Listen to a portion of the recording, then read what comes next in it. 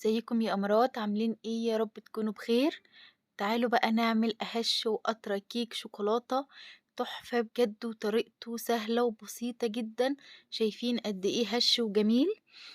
تعالوا بقى نشوف المقادير بسيطة جدا وسهلة وبسيطة. يلا بينا نشوف الخطوات مع بعض. لو لسه مشتركتيش في قناتي انزلي تحت وفعلي زر الجرس. لو عجبك الفيديو ما تنسيش تحطي لنا لايك.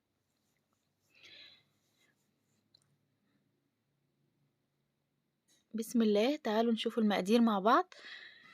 المقادير سهلة وبسيطة ومتوفرة يعني الحمد لله. معايا هنا دول كوبايتين من الدقيق منخولين، كوباية ونص من السكر، 4 بيضات، وكوباية ونص من الزيت، وكوباية لبن، ونص كوباية كاكاو، وكمان معايا كيس بيكنج باودر وفانيليا.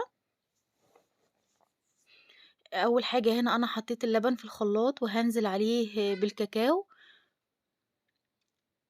والسكر والزيت. المقادير كلها في الخلاط هضربهم بقى كده مع بعض لحد ما يبقى معايا الصوص التقيل الحلو ده.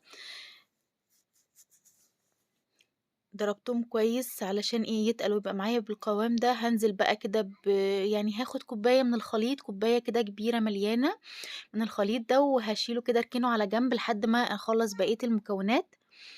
هنا بقى احط البيض، وكمان انا زودت نص كوباية مية. مش عايزة اقول لكم بتدي هشاشة قد ايه، حلوة جدا. وحطيت فانيليا، وكمان حطيت معلقة كبيرة خل، برضو بتدي هشاشة حلوة قوي وبتضيع لو في زفارة في البيض ولا حاجة. هضربهم برضو مع بعض في الخلاط. شايفين كده القوام اللي انا وصلت له؟ هو ده القوام المطلوب. احط بقى كده الخليط كله في البولة، وهبدأ بقى ايه انزل بالدقيق بالتدريج، وهقلب كده لحد ما تختفي كل المكونات بالشكل ده. اهم حاجة ان احنا نحط الدقيق بالتدريج علشان ما يبقاش فيه اي تكتلات. وهنقلب كده.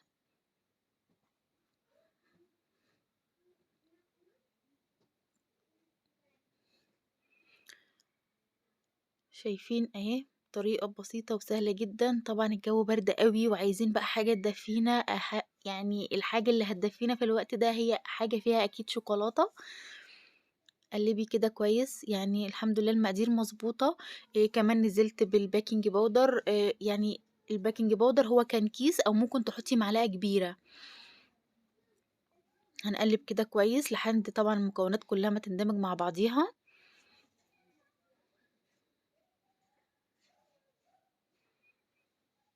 شايفين هو ده القوام المطلوب؟ شايفين قوامها حلو ازاي؟ طبعا هنا انا مبطنه الصينيه بدقيق وزبده او زيت او اي حاجه. هننزل بقى بالخليط كله كده بالشكل ده.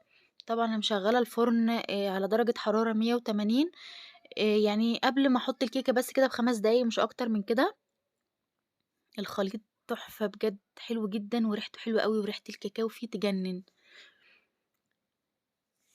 اخدت معايا تقريبا نص ساعه بالظبط. يلا بقى ندخلها الفرن كده ونشوف بعد ما تخرج هتبقى عامله ازاي. هنا ايه الكيك خرجت من الفرن، شايفين جمالها؟ شايفين قد ايه هشة وطرية جدا، وكمان هي لسه سخنة. يعني انا مش قادرة لسه مطلعاها من الفرن، بس بصراحة ريحتها تجنن، ريحة الكاكاو تحفة وهي هشة قوي.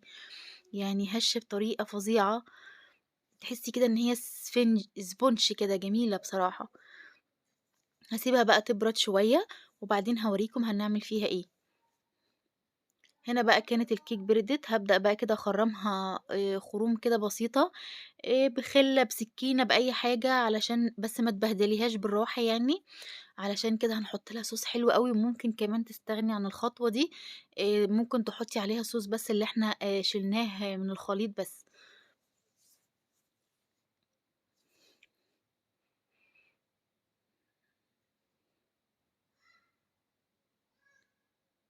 شايفين كده بالشكل ده؟ ده بقى الخليط. انا واخده حاطه هنا معلقه نوتيلا، وعليها نص كوبايه لبن، وكمان خدت معلقه من الخليط اللي انا كنت شايلاه اللي هو صوص الشوكولاته. ممكن تستغني عن الخطوه دي تماما، مش لازم تعمليها، بس بصراحه بتخلي الكيك جوسي قوي وكل حتة فيها كده فيها شوكولاتة، طعمها بصراحة حلو جدًا. هنركنها بقى لحد ما تبرد تمامًا، أهي شايفين واتشربت كده الصوص كله.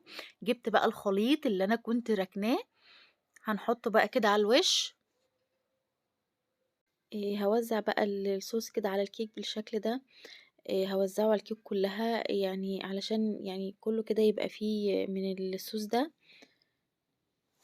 الصوص ده طعمه حلو أوي، طعمه جميل جدًا بصراحة، وكمان صوص موفّر. هنا بقى كان عندي شوية كده كريم شانتيه حطيتهم في الكيس اللي هو الحلواني كده وعملت خطوط. ممكن كمان تستغني برضه عن الخطوة دي، ما فيش مشكلة، أي تزيين أنتِ تحبيه. عملت كده خطوط بالشكل ده.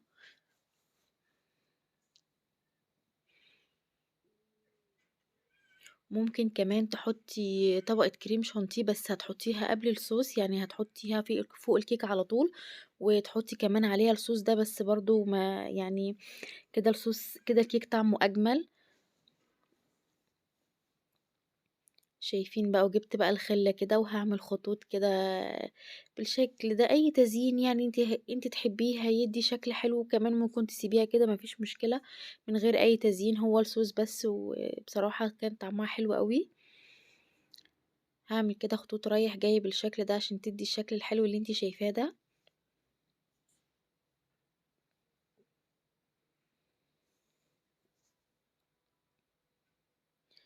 حاجة كده حلوة حبينا يعني نقدمها للولاد بالليل في البرد ده.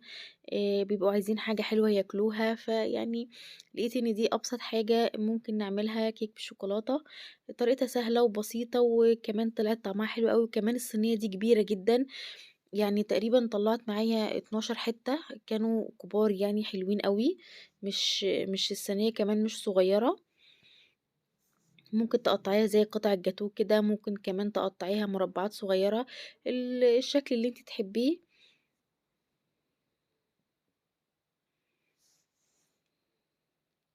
هنطلع بقى قطع عشان نشوف قد ايه هشة وجميلة وطرية وحلوة قوي. شايفين الجمال؟ شايفين قد ايه يعني مرتفعة وهشة وحلوة جدا، وبصراحة كان طعمها تحفة. شايفين يعني قطعة جاتوه كده محترمة.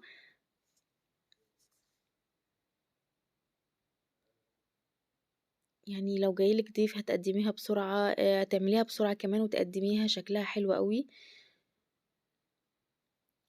شايفين جمالها يا جماعة؟ بصراحة تحفة. يا رب الفيديو يكون عجبكم. لو عجبك الفيديو ما تنسيش تحطي لنا لايك، ومع السلامة.